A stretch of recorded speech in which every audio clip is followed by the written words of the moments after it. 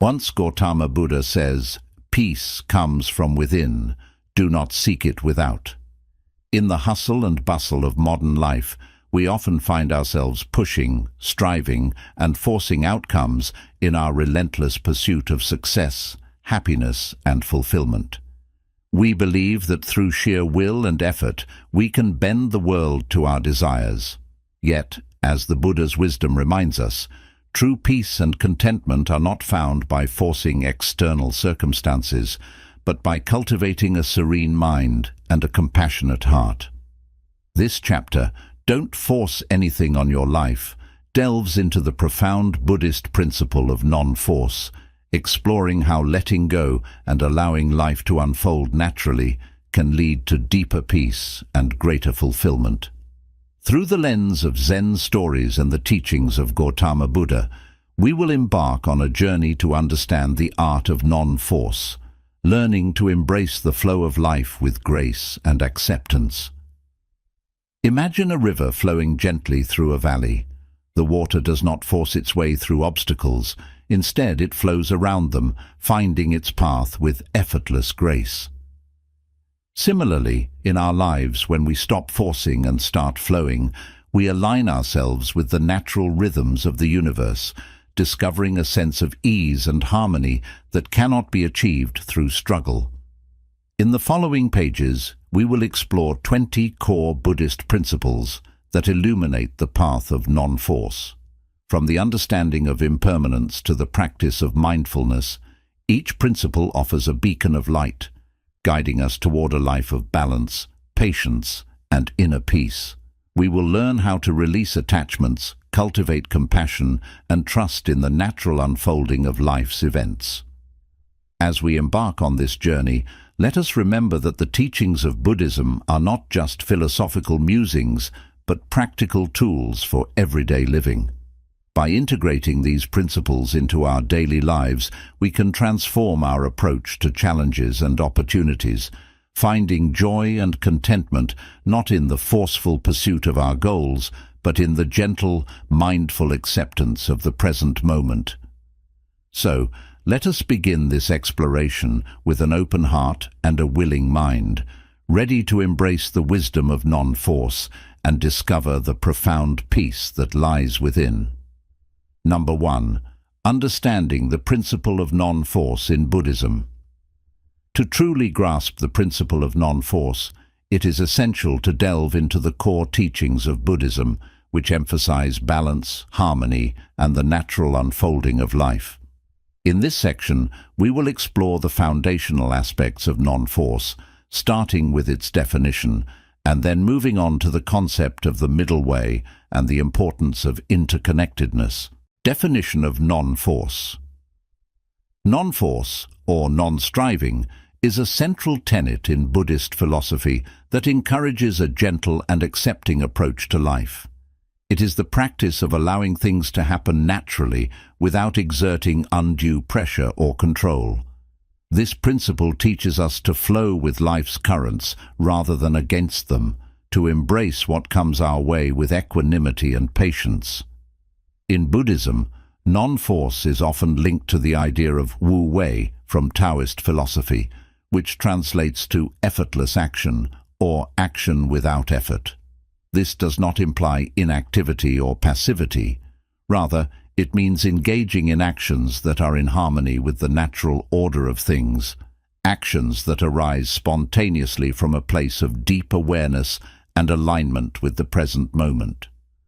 Gautama Buddha's teachings encourage us to cultivate a state of mindfulness where we are fully present and observant of our thoughts, feelings, and surroundings. In this state, we learn to respond to situations with calmness and clarity rather than reacting impulsively or forcefully. By doing so, we reduce unnecessary stress and suffering, both for ourselves and for those around us. A practical example of non-force can be seen in the practice of meditation. When we meditate, we do not force our minds to be quiet. Instead, we observe our thoughts without attachment, allowing them to come and go naturally. Over time, this practice leads to a calmer, more centered mind, not through force, but through gentle, sustained awareness. By embracing non-force, we learn to trust in the unfolding of life, understanding that some things are beyond our control. This trust is not a resignation, but a profound acceptance that allows us to navigate life's ups and downs with grace and resilience. In summary, the definition of non-force in Buddhism is about cultivating a mindful, patient, and accepting attitude towards life. It is about engaging with the world in a way that is harmonious and balanced, allowing things to unfold naturally while maintaining inner peace and clarity. This principle sets the foundation for deeper exploration of the Buddhist path, where wisdom and compassion guide our actions, free from the constraints of force and control. Number 2. The middle way. The middle way, or Madhyamaka in Sanskrit, is a fundamental principle in Buddhism that guides practitioners towards a balanced and harmonious life. It is the path of moderation that avoids the extremes of self-indulgence and self-mortification. This concept was first introduced by Gautama Buddha after his enlightenment, as he reflected on his own life experiences. Before attaining enlightenment, the Buddha lived a life of luxury as a prince, followed by years of severe asceticism. He found that neither extreme led to true understanding or liberation. Instead, he realized that a balanced approach, the middle way, was the key to achieving enlightenment. This profound insight became the cornerstone of his teachings. The middle way is not about avoiding effort or discipline, nor is it about indulging every desire. Instead, it is about finding a balanced approach to life that promotes physical, mental, and spiritual well-being. By avoiding extremes, we create the conditions for a peaceful and sustainable path towards enlightenment. In practical terms, the middle way can be applied to various aspects of life. First, physical well-being. It encourages us to take care of our bodies without becoming overly attached to physical appearance or comfort. We should neither neglect our health nor become obsessed with it. Second, mental and emotional balance.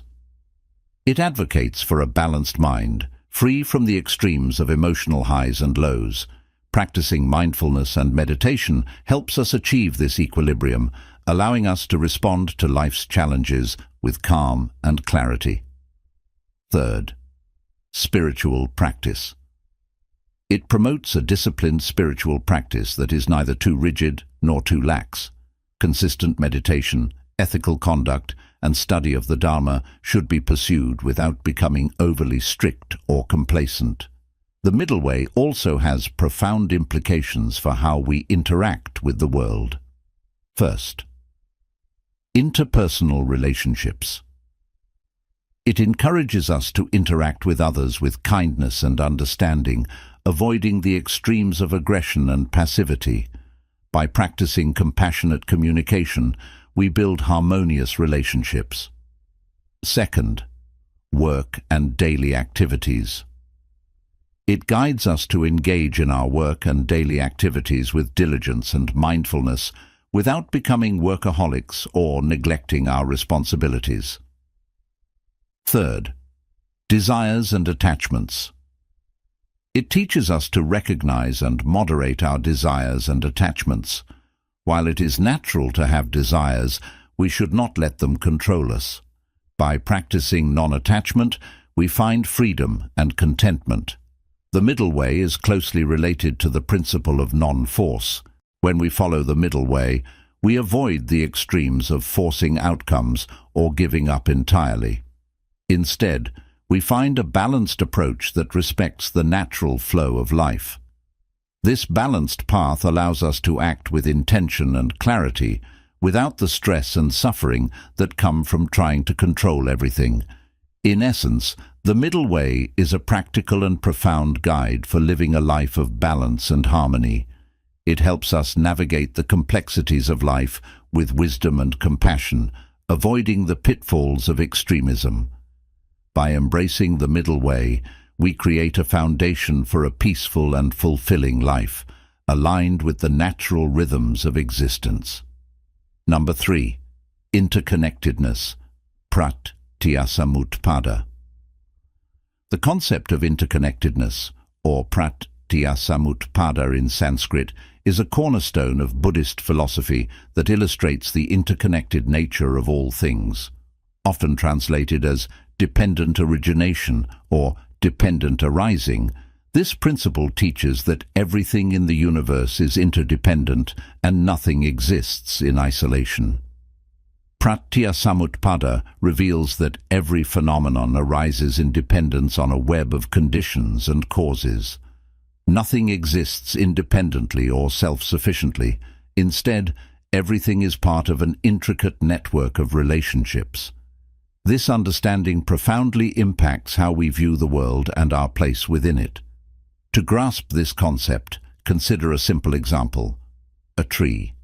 A tree depends on the soil, water, sunlight, air, and countless microorganisms to grow and thrive.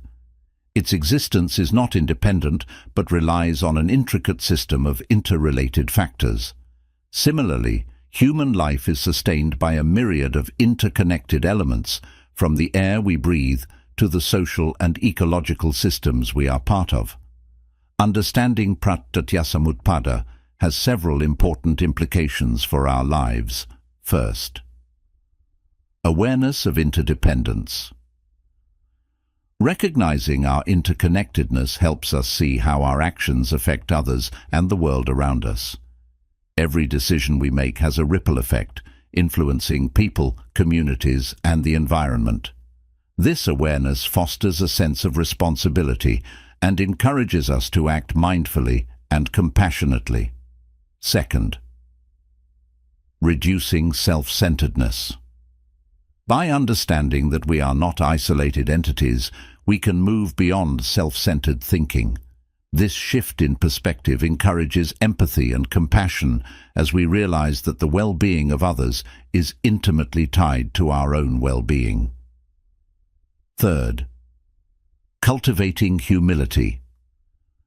Appreciating the complex web of conditions that sustain life cultivates humility.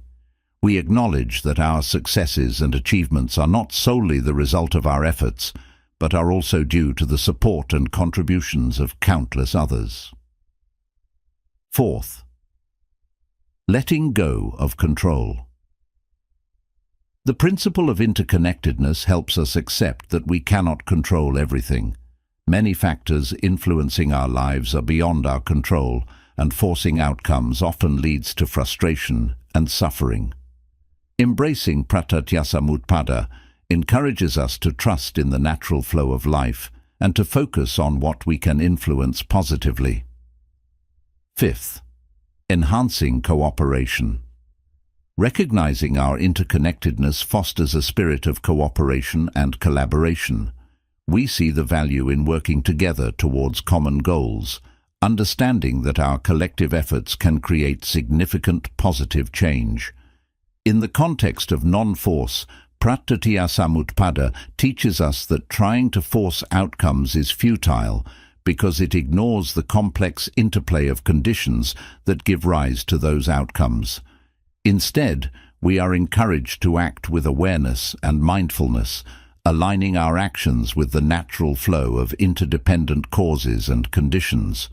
For instance, in a work setting, rather than forcing a project to completion through sheer willpower, we can recognize the various factors at play: team dynamics, available resources, external circumstances, and work harmoniously within those parameters. By doing so, we are more likely to achieve sustainable and effective results. In personal relationships, understanding interconnectedness can help us approach conflicts with empathy and a willingness to see the other person's perspective. We realize that harmonious relationships depend on mutual understanding and cooperation, not on forcing our views or desires onto others. In summary, pratyasamutpada, or interconnectedness, is a profound principle that teaches us the interdependent nature of all things. It encourages us to act with mindfulness, compassion, and humility, recognizing that we are part of a vast, interconnected web of life. By embracing this principle, we learn to navigate life with a sense of balance and harmony, avoiding the pitfalls of force and control. Number 4. Impermanence, anicca.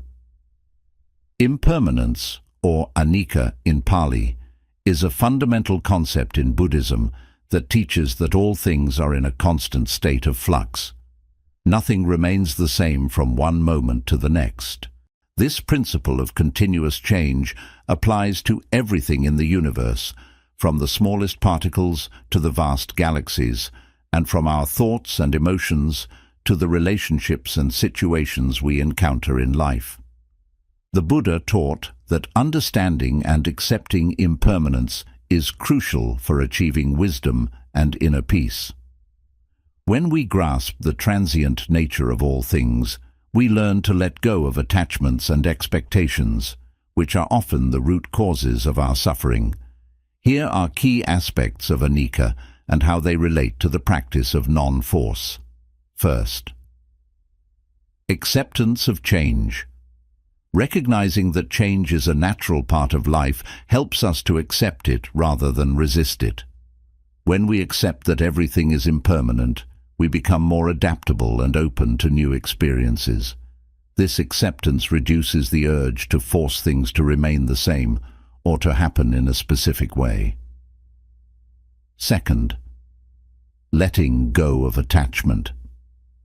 Attachments often lead to suffering because we try to cling to things that are inherently transient. By embracing impermanence, we learn to let go of our rigid attachments to people, possessions, and outcomes. This letting go allows us to experience life more fully and with less stress, as we are not constantly trying to control or hold on to what inevitably changes. Third, reduced suffering. Much of our suffering arises from our resistance to change and our desire to control the uncontrollable. By understanding and accepting impermanence, we can reduce this suffering. We learn to flow with the natural course of events rather than struggling against them. Fourth, enhanced presence. Awareness of impermanence brings us into the present moment.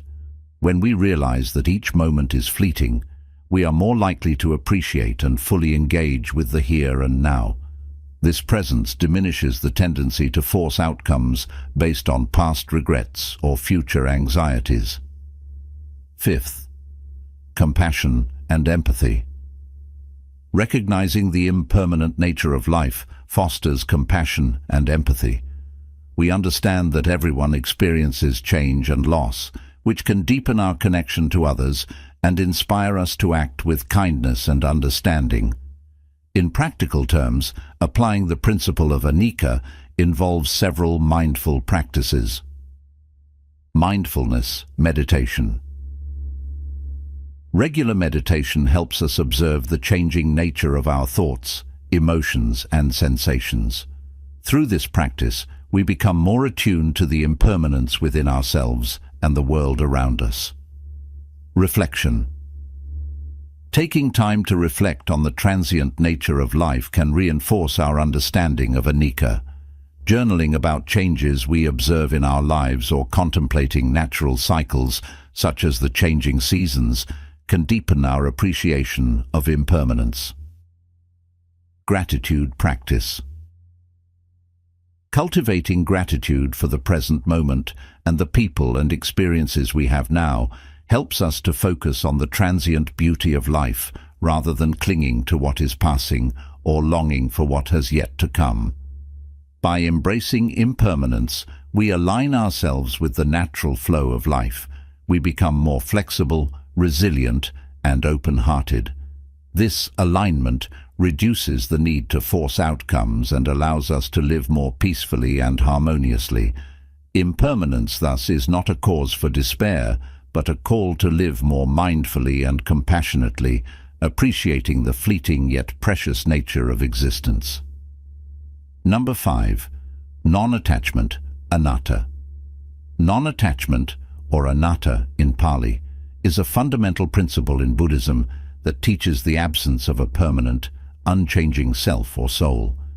It emphasizes the impermanence and insubstantiality of all phenomena, including the notion of a fixed, independent self.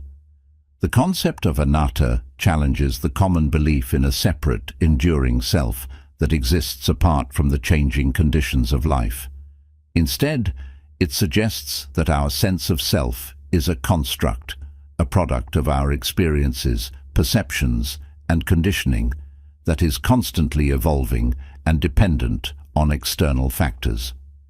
Here are key aspects of anatta and its relationship to the practice of non-force.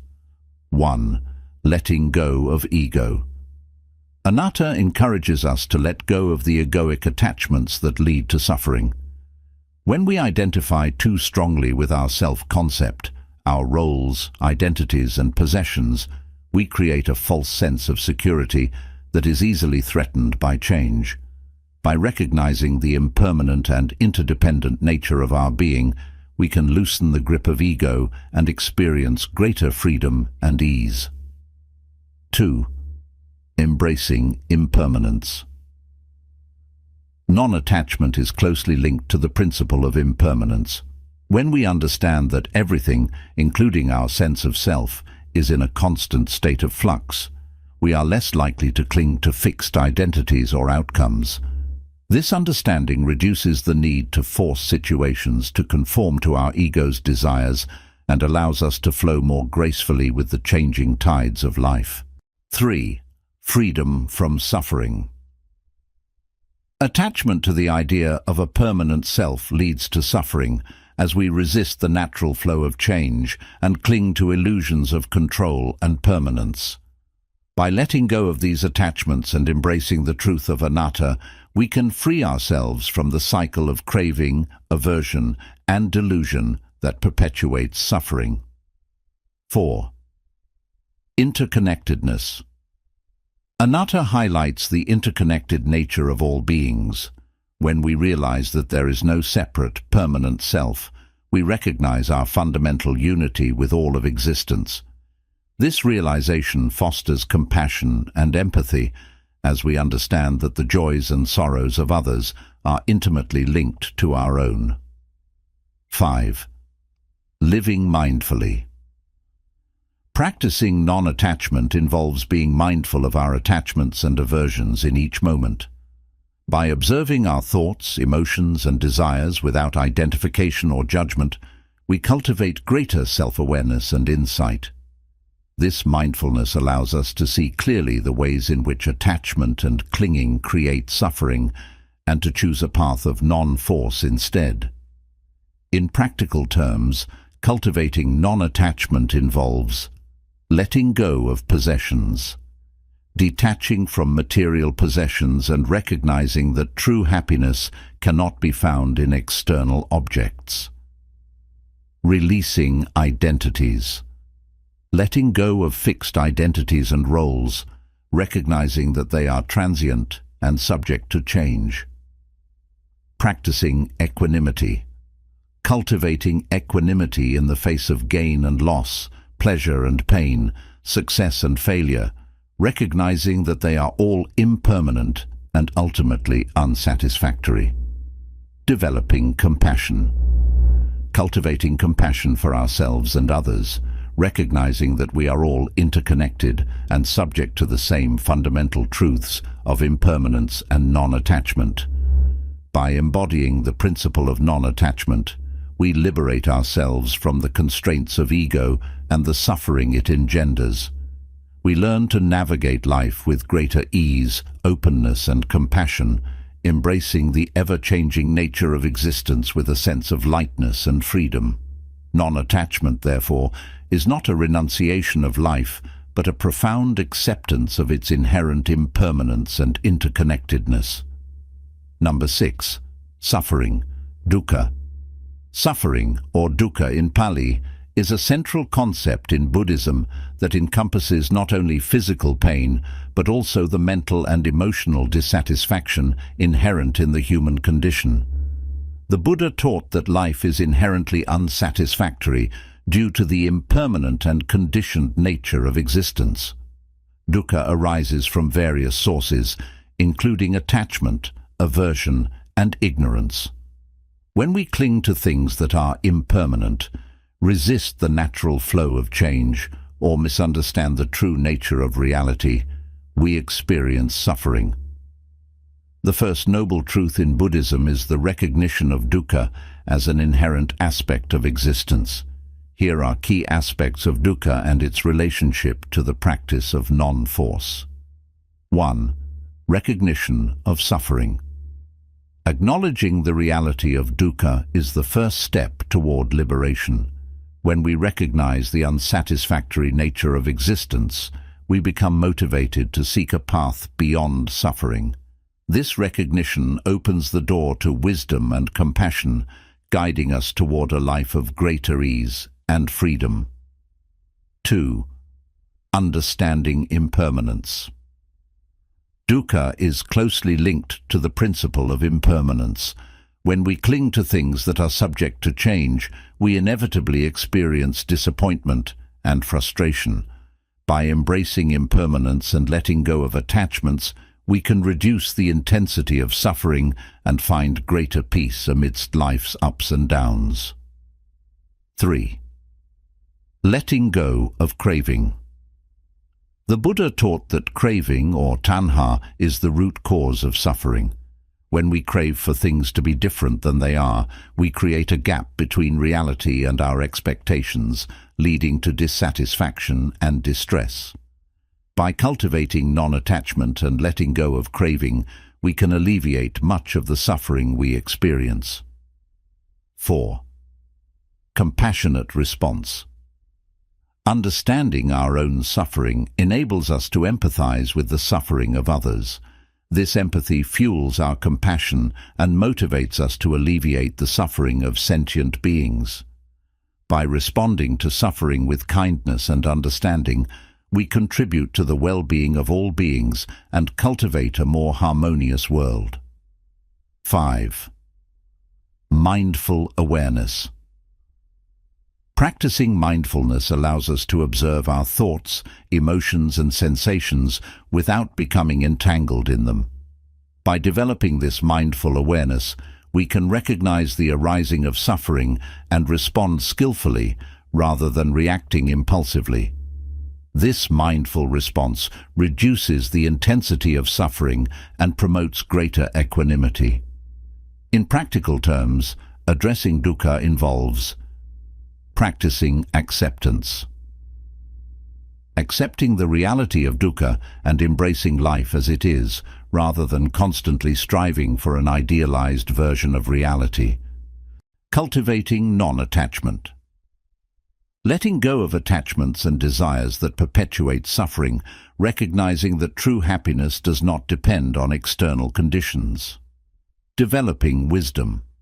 Reflecting on the impermanent and conditioned nature of existence, gaining insight into the causes and cessation of suffering, as taught in the Four Noble Truths. Engaging in compassionate action. Responding to suffering with compassion and kindness, both towards ourselves and others, alleviating the causes of suffering wherever possible. By addressing the root causes of suffering and cultivating a life of wisdom, compassion, and non-attachment, we can reduce the intensity of dukkha and find greater peace and fulfillment. While we may not be able to eliminate all suffering entirely, we can learn to navigate life's challenges with grace and resilience, embracing the principle of non-force as a guiding light on the path to liberation. Number 7. Mindfulness, sati. Mindfulness, or sati in Pali, is a foundational practice in Buddhism that involves paying attention to the present moment with openness, curiosity, and non-judgmental awareness. It is the practice of being fully present in each moment, observing our thoughts, emotions, sensations, and surroundings without attachment or aversion. The Buddha emphasized the importance of mindfulness as a means to cultivate wisdom, compassion, and inner peace. By training the mind to be present and aware, we can break free from the cycle of reactive patterns and habitual tendencies that perpetuate suffering. Here are key aspects of mindfulness and its relationship to the practice of non-force. 1. Present moment awareness. Mindfulness involves bringing our attention to the present moment rather than dwelling on the past or worrying about the future. When we are fully present, we can respond to life's challenges with clarity and wisdom, rather than reacting impulsively out of habit or conditioning. 2. Non-judgmental observation. Mindfulness encourages us to observe our thoughts, emotions, and sensations without judgment or criticism. Instead of labeling experiences as good or bad, we simply acknowledge them as they are, allowing them to arise and pass away without getting caught up in them. 3. Cultivating equanimity. Through mindfulness, we develop equanimity, or a balanced state of mind, that allows us to remain steady and composed in the face of life's ups and downs. By observing the impermanent and ever-changing nature of our experiences, we can cultivate a sense of inner peace that is not dependent on external circumstances. 4. Interrupting reactive patterns. Mindfulness interrupts the automatic reactive patterns of the mind that lead to suffering.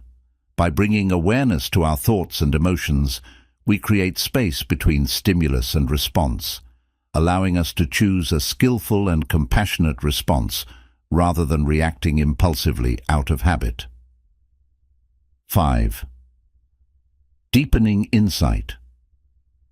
Mindfulness leads to deeper insight into the nature of reality and the causes of suffering.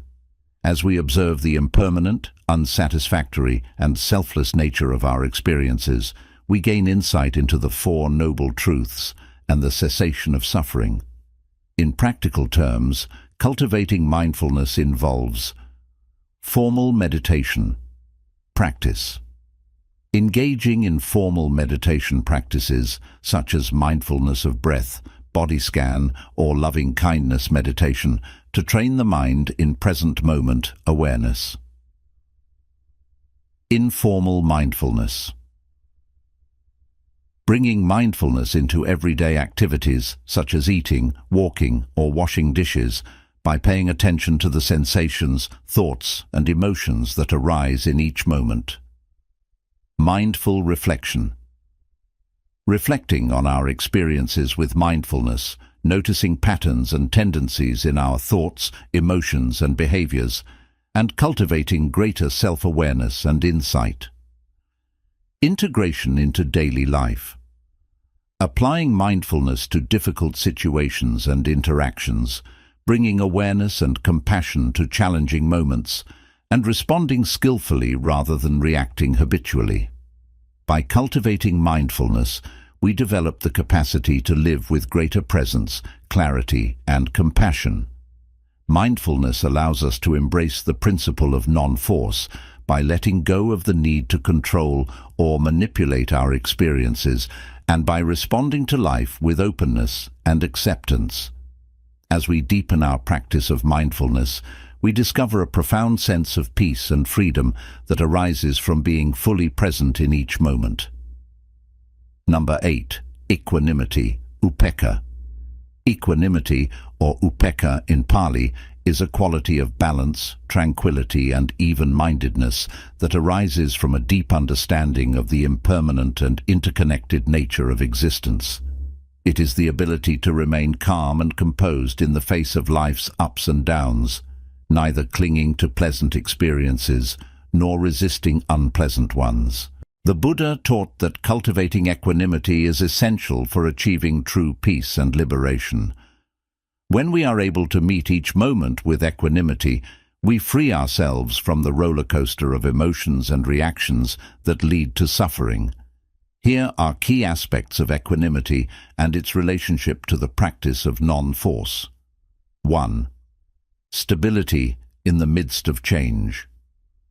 Equanimity allows us to remain stable and grounded even as the circumstances of life change unpredictably. By recognizing the impermanent nature of all things, we can meet both joy and sorrow with a steady heart, knowing that all experiences are transient and ultimately unsatisfactory. 2. Non-attachment to outcomes. Equanimity involves letting go of attachment to specific outcomes and relinquishing the need to control or manipulate situations. When we are free from attachment, we can accept whatever arises with grace and acceptance, without trying to force things to be different than they are. 3. Compassionate detachment. Equanimity does not mean indifference or apathy. Instead, it is a compassionate detachment that allows us to respond to the suffering of others with empathy and kindness, without becoming overwhelmed by their pain or feeling compelled to fix their problems. 4. Balanced response to pleasure and pain. Equanimity helps us to maintain balance in the face of pleasure and pain. Rather than becoming excessively elated by success or devastated by failure, we can meet both with a calm and balanced mind, recognizing that both are impermanent and subject to change. 5.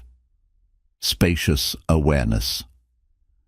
Equanimity arises from a spacious awareness that embraces the totality of our experience without getting caught up in the fluctuations of the mind.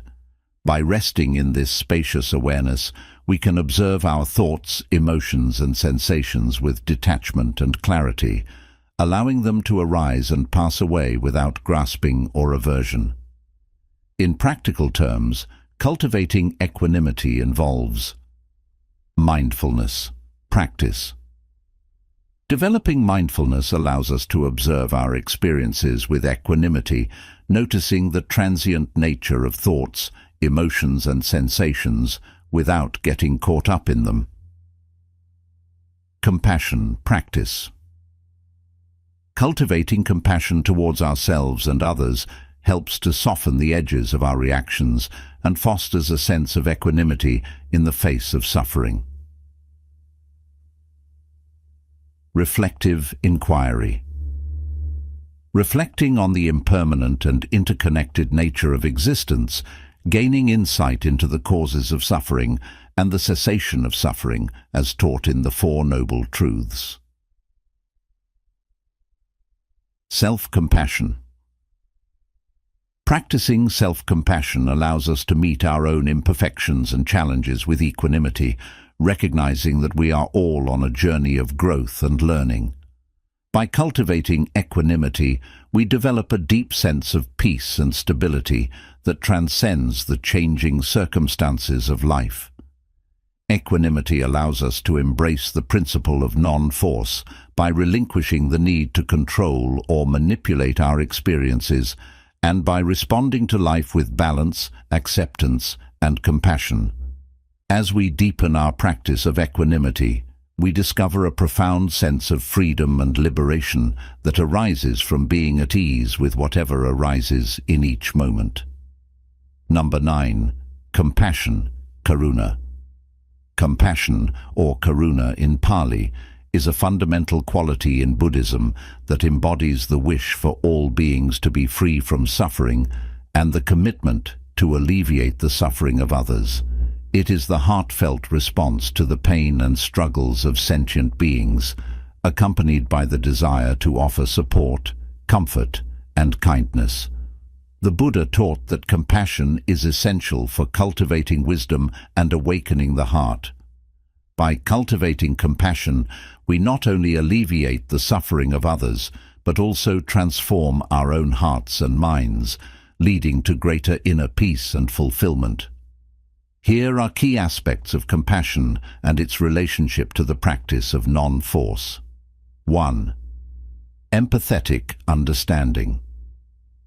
Compassion arises from empathetic understanding of the suffering of others. When we recognize the universal nature of suffering and empathize with the struggles of sentient beings, our hearts naturally open with compassion. 2. Active response. Compassion is not merely a passive feeling, but a dynamic force that motivates us to take action to alleviate the suffering of others. Whether through acts of kindness, service, or advocacy, compassionate action is the expression of our commitment to ease the pain of others. 3. Non-discrimination. True compassion is inclusive and non-discriminatory.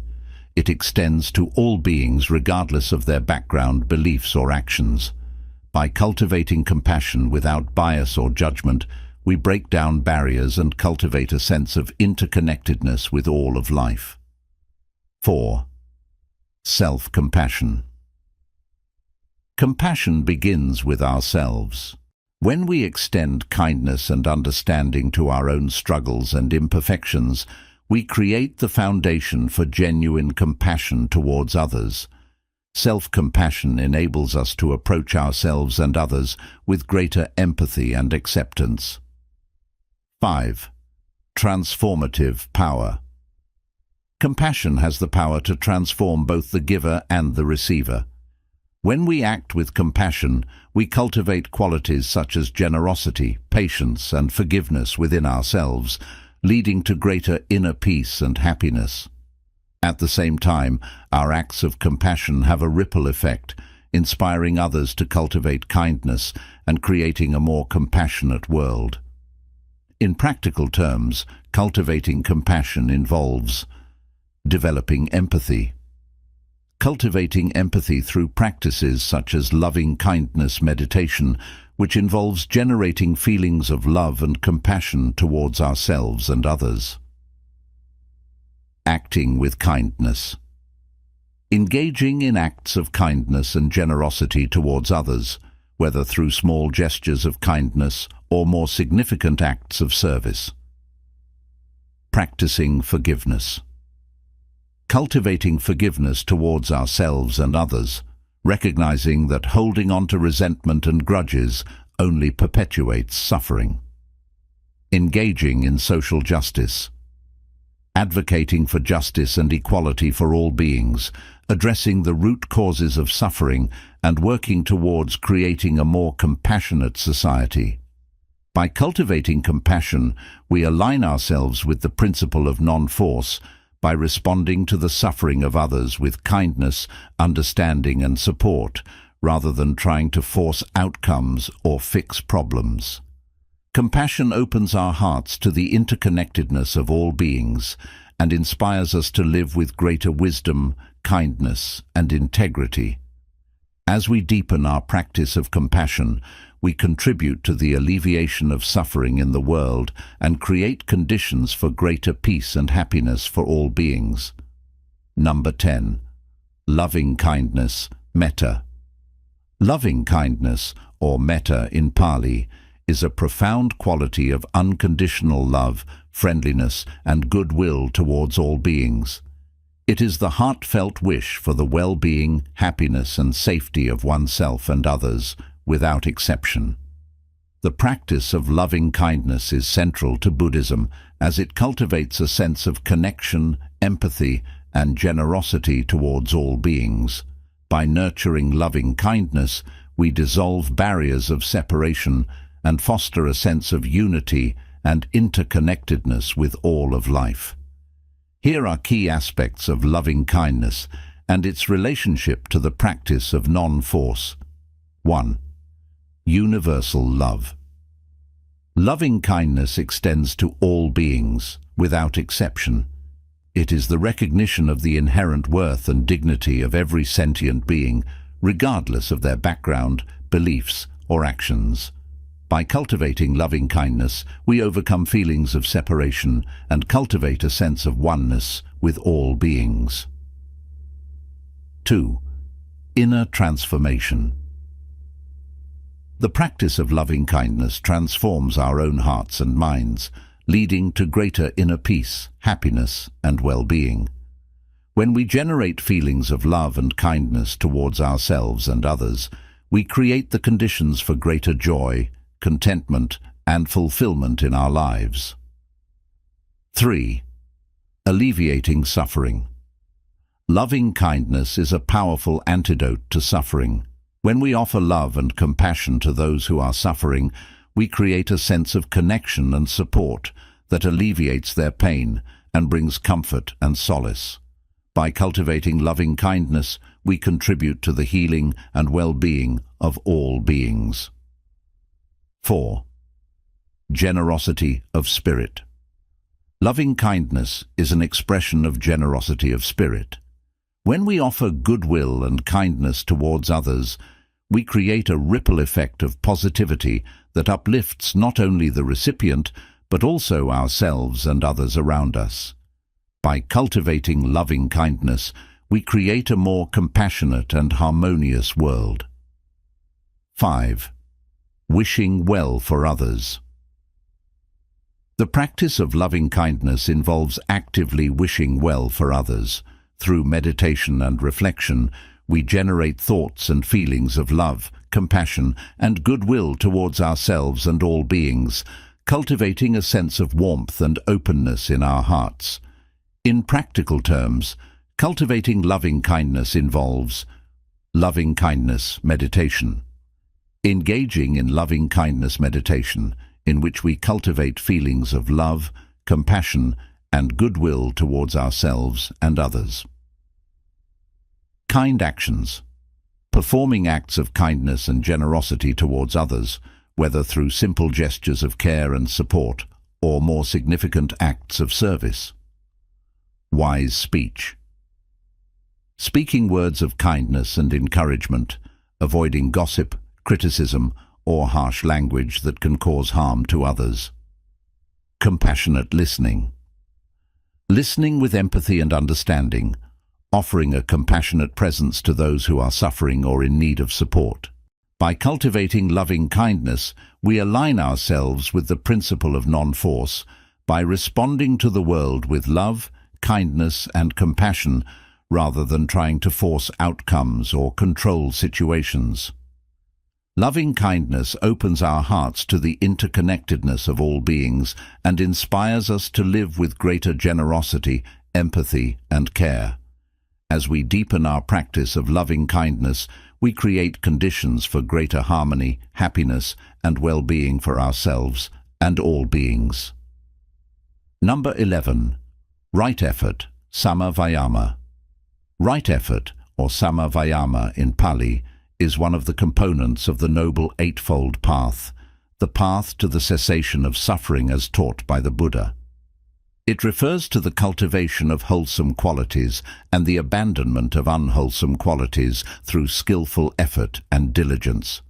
The practice of right effort involves striving to develop positive qualities such as mindfulness, compassion, and wisdom, while also exerting effort to overcome negative qualities such as greed, hatred, and delusion. It is the balanced effort required to progress along the path towards liberation and awakening. Here are key aspects of right effort and its relationship to the practice of non-force. 1. Balanced effort. Right effort involves finding a balance between exerting effort and allowing things to unfold naturally. It is the middle way between the extremes of laziness and striving. By exerting effort mindfully and skillfully, we create the conditions for growth and transformation without forcing outcomes or grasping for results. 2. Cultivating wholesome qualities.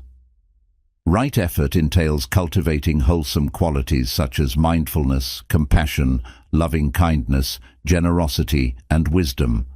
By consciously developing these qualities through practice and reflection, we create the conditions for greater well-being and happiness for ourselves and others. 3. Overcoming unwholesome qualities. Right effort also involves exerting effort to overcome unwholesome qualities such as greed, hatred, anger, jealousy, and ignorance. Through mindfulness and introspection, we recognize these unwholesome tendencies within ourselves and make a concerted effort to abandon them, cultivating greater inner peace and freedom as a result. 4. Persistent practice. Right effort requires persistence and determination in the face of obstacles and challenges. It is the willingness to continue practicing diligently, even when progress seems slow or difficult. By maintaining a steadfast commitment to the path, we gradually cultivate the qualities necessary for awakening. 5. Non-attachment to results. Right effort is characterized by a non-attachment to results. While we exert effort in our practice, we let go of expectations and attachments to specific outcomes. Instead, we focus on the process of cultivation itself, trusting that the fruits of our efforts will manifest in their own time. In practical terms, cultivating right effort involves mindful practice. Engaging in mindfulness practices, such as meditation, reflection, and daily mindfulness activities to develop awareness of our thoughts, emotions, and behaviors. Skillful action.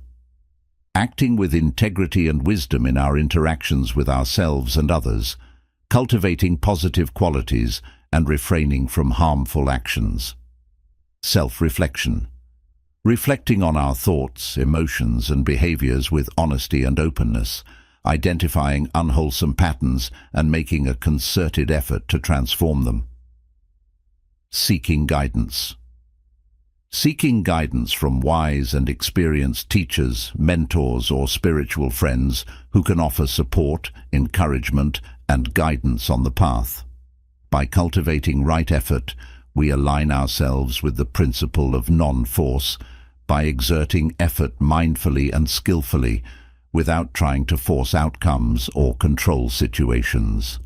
Right effort is the diligent cultivation of the qualities necessary for liberation and awakening, leading to greater peace, happiness, and well-being for ourselves and all beings. As we deepen our practice of right effort, we create the conditions for profound transformation and liberation from suffering. Number 12. Right intention, Samma Sankappa. Right intention, or Samma Sankappa in Pali, is another aspect of the Noble Eightfold Path, which serves as a guide to living a life of wisdom, ethical conduct, and mental development. It refers to the cultivation of wholesome intentions and attitudes that are conducive to spiritual growth and liberation from suffering. The practice of right intention involves aligning our intentions with the principles of non-harming, non-ill will, and non-cruelty. It is about cultivating intentions of renunciation, loving kindness, and compassion, while letting go of intentions rooted in greed, hatred, and delusion. Here are key aspects of right intention and its relationship to the practice of non-force. 1. Alignment with ethical principles. Right intention involves aligning our intentions with ethical principles such as non-harming, ahimsa, and non-violence. It is about cultivating intentions that promote the well-being and happiness of ourselves and others, while refraining from intentions that cause harm or suffering. 2. Renunciation. Right intention includes the intention of renunciation, or letting go of desires and attachments that lead to suffering. It is about cultivating contentment and simplicity, rather than constantly seeking gratification through worldly possessions or sensory pleasures. 3. Loving kindness and compassion. Right intention entails cultivating intentions of loving kindness, metta, and compassion, karuna, towards ourselves and others. It is about wishing for the welfare and happiness of all beings and actively seeking to alleviate the suffering of others through kind words, actions, and thoughts. 4.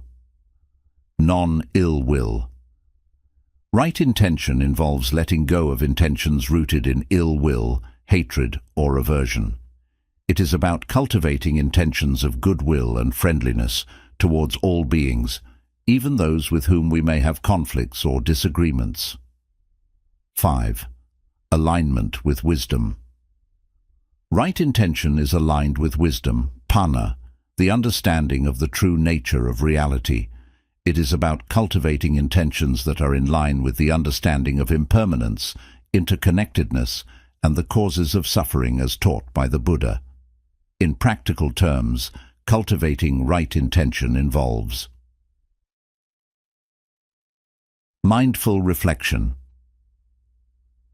Reflecting on our intentions, motivations, and attitudes with mindfulness and awareness. Cultivating virtue.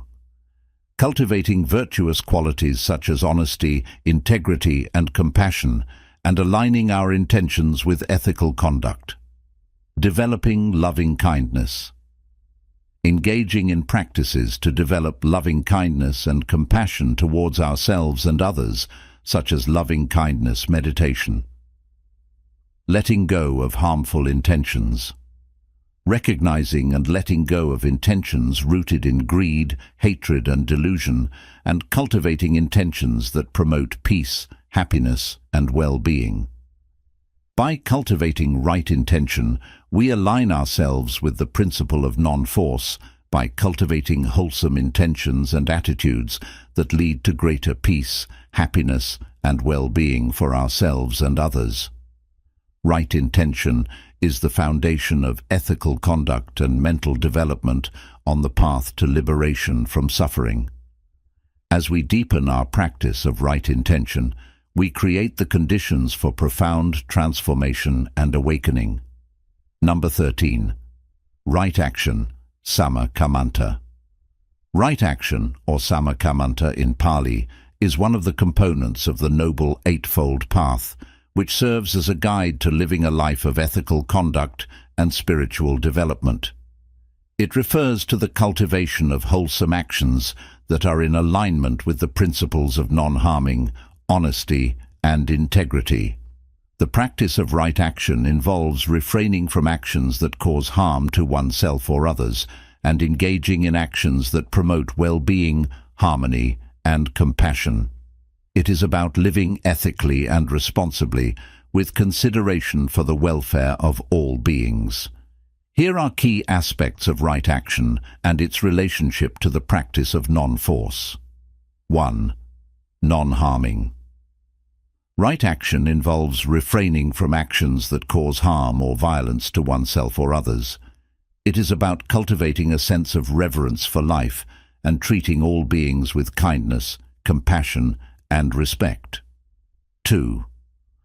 Honesty and integrity. Right action entails being truthful and honest in our words and deeds. It is about cultivating integrity and reliability in our actions and avoiding deception, dishonesty, and manipulation. 3. Respect for property. Right action involves respecting the property and possessions of others. It is about refraining from stealing, cheating, or taking advantage of others for personal gain, and instead cultivating generosity and respect for others' belongings. 4. Sexual responsibility. Right action includes refraining from actions that cause harm or exploitation in the realm of sexuality. It is about cultivating sexual responsibility, honesty, and respect for oneself and others, and avoiding sexual misconduct, such as adultery or exploitation. 5. Mindful consumption.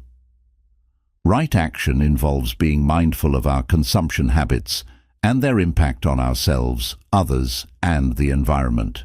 It is about cultivating moderation, simplicity, and sustainability in our consumption patterns and avoiding overindulgence or wastefulness. In practical terms, cultivating right action involves mindful awareness. Cultivating mindfulness and awareness in our actions, speech, and thoughts. Ethical reflection. Reflecting on the ethical implications of our actions and their potential impact on ourselves and others. Developing virtue. Cultivating virtuous qualities such as kindness, compassion, honesty, and generosity, and aligning our actions with these principles. Practicing non-violence. engaging in practices that promote non-violence and compassion towards all beings, such as loving-kindness meditation and compassionate action. By cultivating right action, we align ourselves with the principle of non-force by living ethically and responsibly with consideration for the welfare of all beings. Right action is the foundation of a life of integrity, compassion, and harmony, leading to greater peace, happiness, and well-being for ourselves and others. As we deepen our practice of right action, we create the conditions for profound transformation and awakening. Number 14. Acceptance. Acceptance is a fundamental principle in Buddhism that involves recognizing and embracing the reality of life as it is, without resistance or judgment. It is the willingness to acknowledge the impermanent and ever-changing nature of existence and to meet each moment with openness, equanimity, and non-attachment. Here are key aspects of acceptance and its relationship to the practice of non-force. 1. Radical acceptance. Acceptance involves fully acknowledging and embracing the present moment, including its joys, sorrows, challenges, and uncertainties. It is about letting go of the desire for things to be different than they are and finding peace and contentment in the midst of life's ups and downs. 2. Letting go of resistance. Acceptance entails letting go of resistance to the reality of the present moment. It is about surrendering to the flow of life and allowing things to unfold naturally without trying to control or manipulate outcomes. 3. Cultivating equanimity. Acceptance is closely linked to the principle of equanimity. It is about cultivating a balanced and impartial mind that is not swayed by the changing conditions of life, but remains steady and composed in the face of pleasure and pain, gain and loss, praise and blame. 4. Embracing impermanence. Acceptance involves embracing the truth of impermanence, the understanding that all things are transient and subject to change. It is about letting go of attachments to fixed outcomes and recognizing the beauty and fragility of life in its constant flux. 5. Non-attachment. Acceptance is rooted in non-attachment, the recognition that clinging to desires and expectations only leads to suffering. It is about letting go of attachment to the past and the future and finding freedom in the present moment. In practical terms, cultivating acceptance involves mindfulness practice.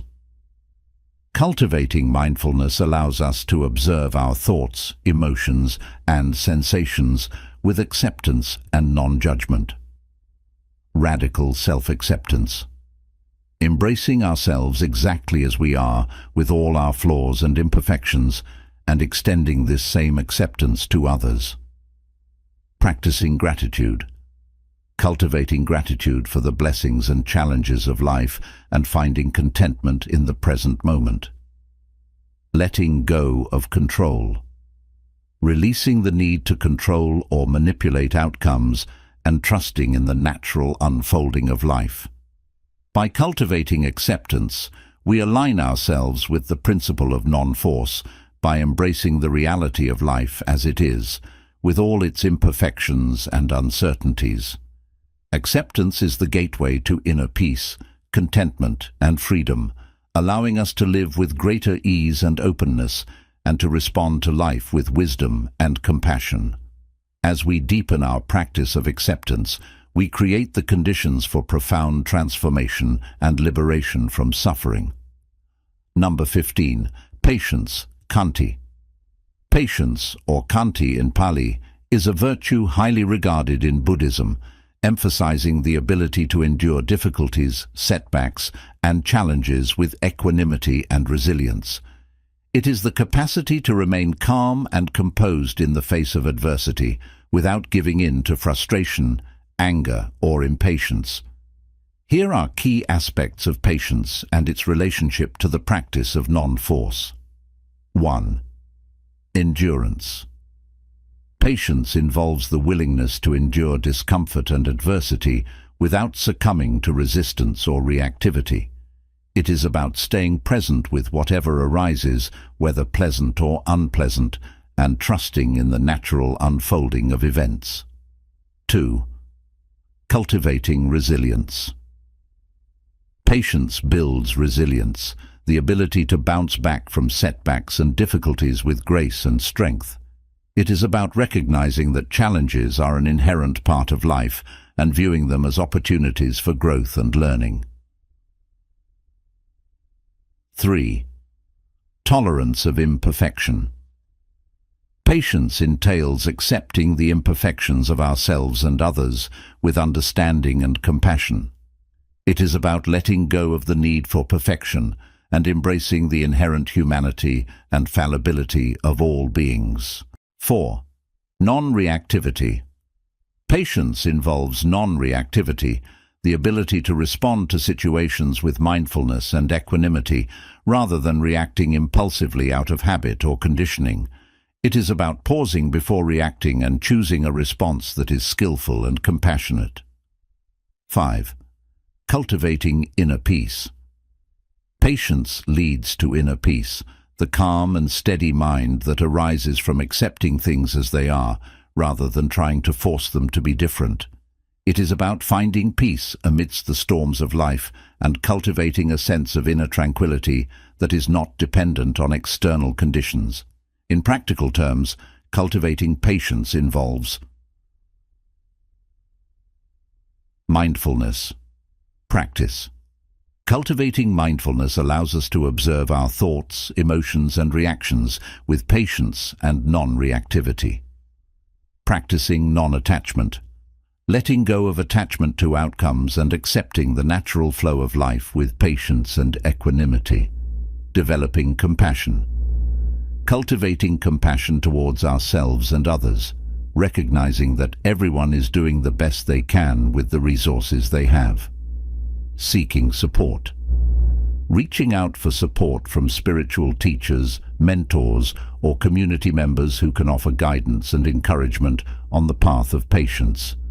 By cultivating patience, we align ourselves with the principle of non-force by accepting the unfolding of life with grace and equanimity, rather than trying to force outcomes or control situations. Patience is the foundation of inner peace and resilience, allowing us to navigate life's challenges with wisdom, compassion, and strength. As we deepen our practice of patience, we create the conditions for greater peace, happiness, and well-being for ourselves and all beings. Number 16. Trust in the process. Trust in the process is a fundamental aspect of acceptance in Buddhism. It involves having faith in the natural unfolding of life and trusting that everything happens according to its own rhythm and wisdom, even when the path ahead seems uncertain or challenging. Here are key aspects of trust in the process and its relationship to the practice of non-force. 1. Surrendering to uncertainty.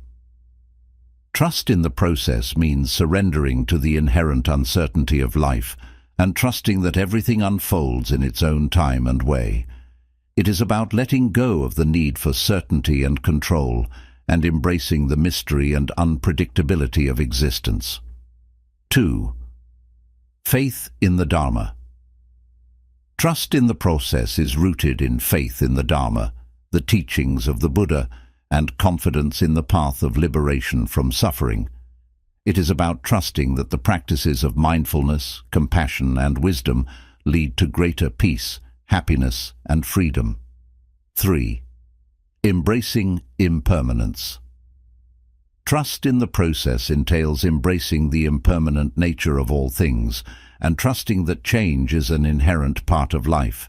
It is about letting go of attachment to fixed outcomes and trusting that every experience, whether pleasant or unpleasant, is an opportunity for growth and transformation. 4. Cultivating patience. Trust in the process is closely linked to the practice of patience. It is about trusting that difficulties and challenges are temporary and that with patience and perseverance we can navigate through them with grace and resilience. 5. Finding freedom in surrender. Trust in the process leads to a sense of freedom in surrender, the freedom that comes from letting go of the need to control or manipulate outcomes and trusting in the inherent wisdom of life itself.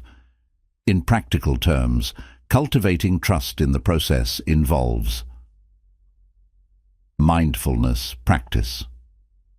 Cultivating mindfulness allows us to observe the flow of life with curiosity and openness, trusting that everything is unfolding as it should. Letting go of attachment. Letting go of attachment to specific outcomes and trusting that whatever arises is for our highest good and spiritual growth. Reflecting on impermanence. Reflecting on the impermanent nature of all things and trusting that change is a natural and necessary part of life. Surrendering to the present moment. Surrendering to the present moment with trust and openness, knowing that everything we need is available to us in this moment. By cultivating trust in the process, we align ourselves with the principle of non-force by surrendering to the flow of life with trust and openness, rather than trying to force outcomes or control situations. Trust in the process is the gateway to greater peace, freedom, and happiness, allowing us to live with greater ease and joy, and to respond to life with wisdom and compassion. As we deepen our practice of trust in the process, we create the conditions for profound transformation and liberation from suffering. Number 17. Simplicity, Santosha.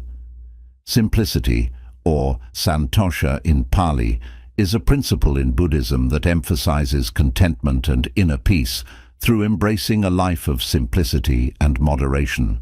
It is the practice of finding fulfillment and happiness in the present moment, rather than seeking satisfaction through external possessions or achievements. Here are key aspects of simplicity and its relationship to the practice of non-force. 1. Contentment with what is. Simplicity involves being content with what we have and finding joy and fulfillment in the present moment, rather than constantly seeking more or striving for external success. It is about appreciating the simple pleasures of life and cultivating gratitude for the abundance that already exists. 2. Letting go of excess. Simplicity entails letting go of excess and living with just what is necessary for our well-being and happiness. It is about decluttering our lives, both physically and mentally, and focusing on what truly matters, rather than being weighed down by unnecessary possessions or distractions. 3. Cultivating inner peace. Simplicity leads to inner peace, the calm and steady mind that arises from letting go of desires and attachments. It is about finding freedom in simplicity and experiencing a sense of spaciousness and clarity in our lives. 4. Honoring interdependence.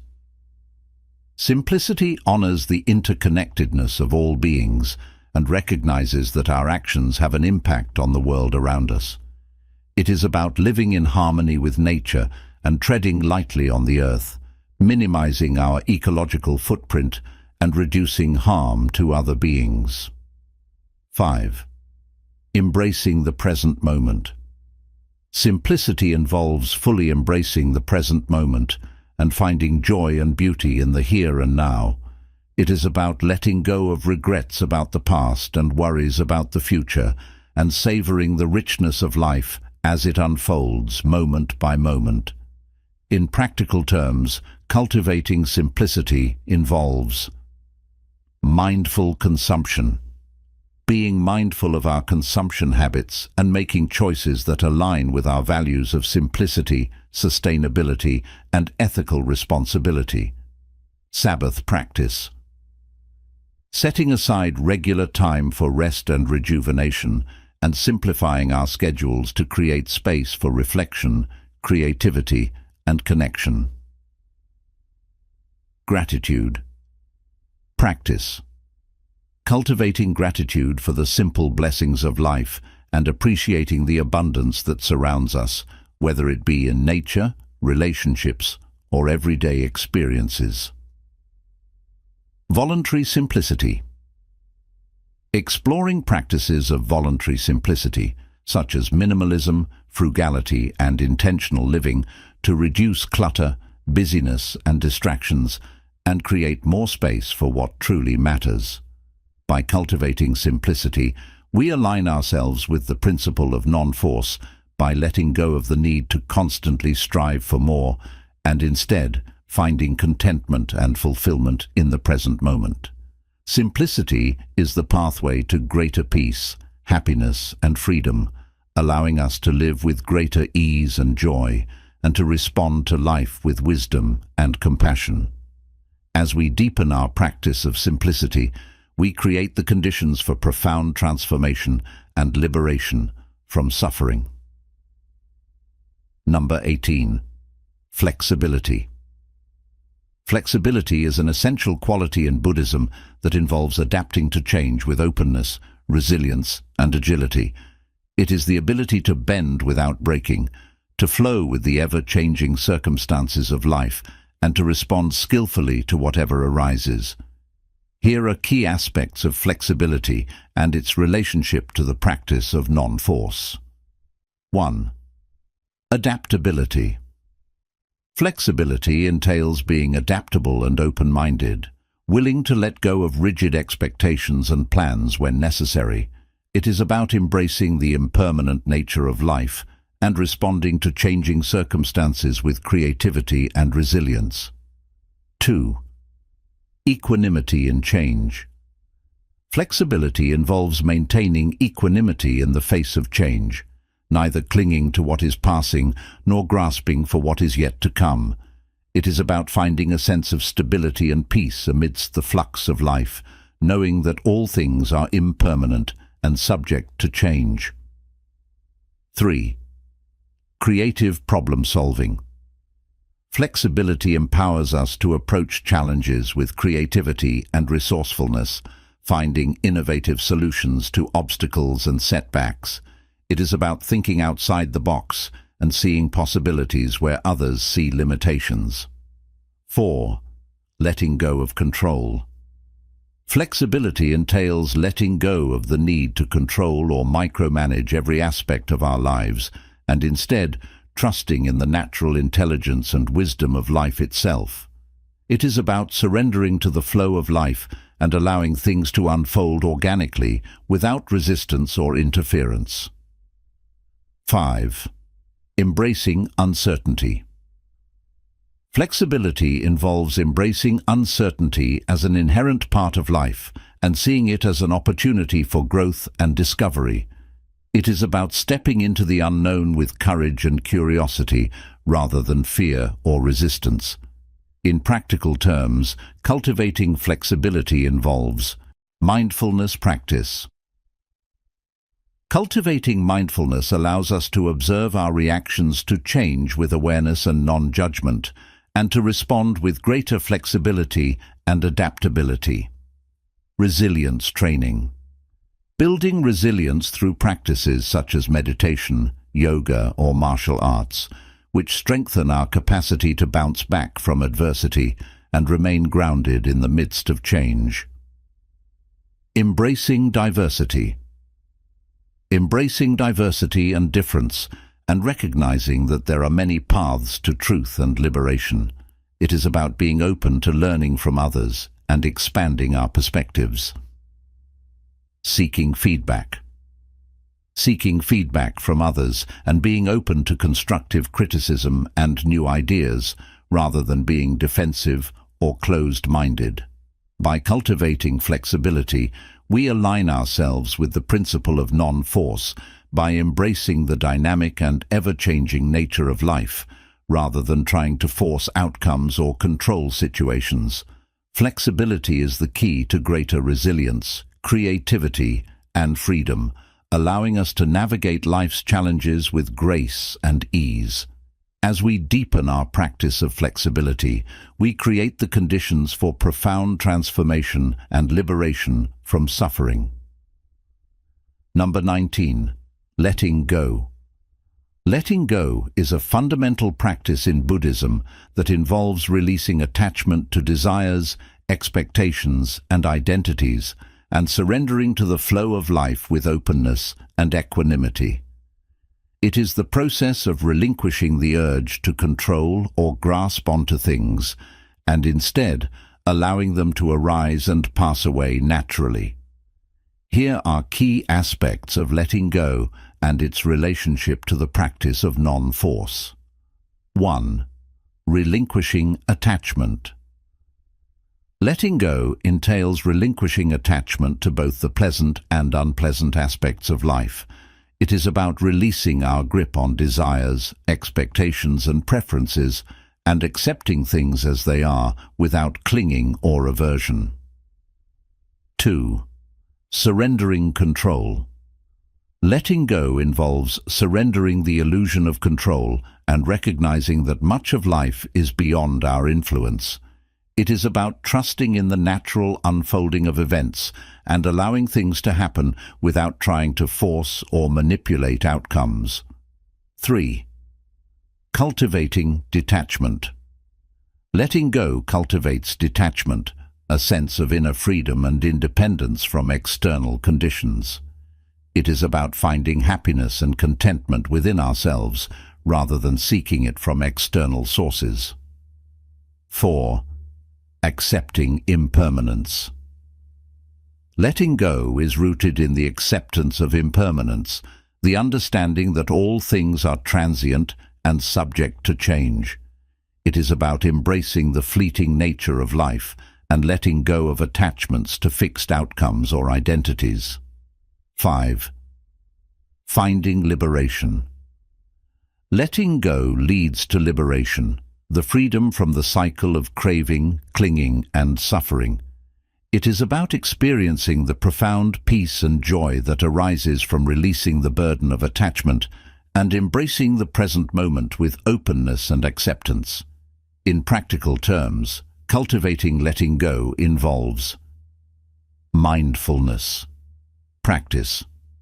Cultivating mindfulness allows us to observe our attachments with clarity and non-judgment and to let go of them with greater ease. Meditative inquiry. Reflecting deeply on the nature of attachment and impermanence through meditation and contemplation, and cultivating insight into the nature of reality. Practicing non-attachment.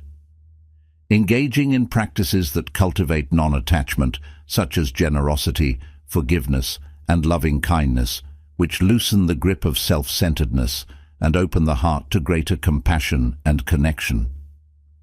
Developing trust.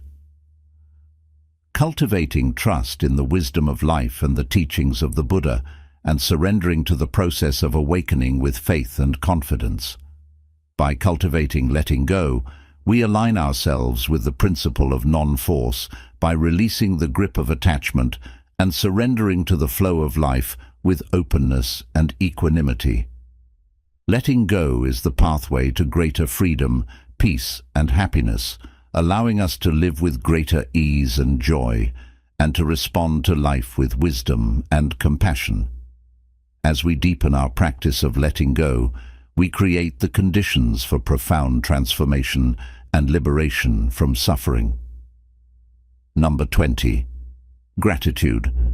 Gratitude is a profound practice in Buddhism that involves recognizing and appreciating the blessings and opportunities present in our lives, regardless of our circumstances. It is the heartfelt acknowledgement of the interconnectedness and interdependence of all beings, and the recognition of the abundance and richness of life. Here are key aspects of gratitude and its relationship to the practice of non-force. 1. Cultivating appreciation.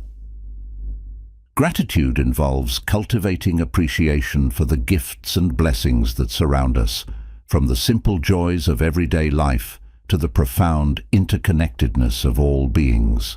It is about recognizing the beauty and wonder of existence and embracing life with an open heart. 2. Countering entitlement.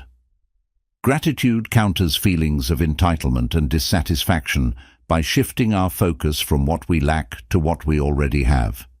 It is about cultivating a sense of abundance and sufficiency, rather than constantly striving for more or comparing ourselves to others.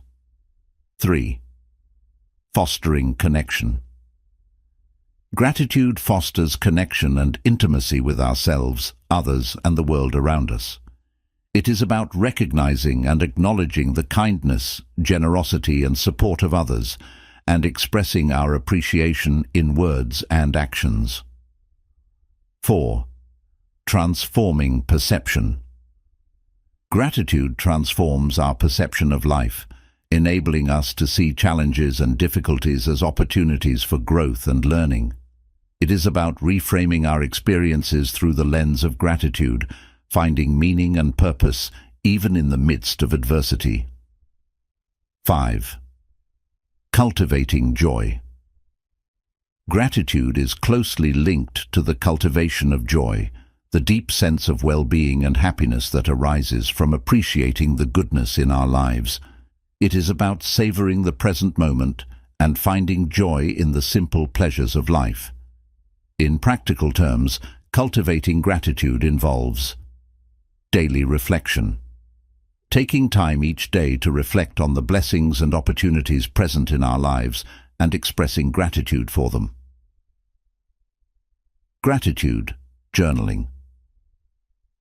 Keeping a gratitude journal where we write down things we are grateful for, allowing us to cultivate a habit of gratitude and appreciation. Acts of kindness. Engaging in acts of kindness and generosity towards others and expressing gratitude for the opportunities to make a positive impact in the world. Mindful living. Cultivating mindfulness in our daily activities, allowing us to fully appreciate the richness and beauty of each moment. By cultivating gratitude, we align ourselves with the principle of non-force by embracing life with appreciation and open-heartedness, rather than striving for more or resisting what is. Gratitude is the pathway to greater joy, connection, and well-being, allowing us to live with greater ease and happiness, and to respond to life with wisdom and compassion. As we deepen our practice of gratitude, we create the conditions for profound transformation and liberation from suffering. In conclusion, the teachings of Buddhism impart invaluable lessons on embracing acceptance in our lives. Through principles like patience, flexibility, and letting go, we learn to navigate life's uncertainties with grace and equanimity. Cultivating gratitude and simplicity allows us to find contentment in the present moment, fostering inner peace and joy. Join us on our journey of exploration and growth with words of Buddha. Like, share, and subscribe to our channel to embark on a transformative path inspired by the timeless wisdom of the Buddha. Together, let's cultivate acceptance and enrich our lives with compassion, mindfulness, and gratitude.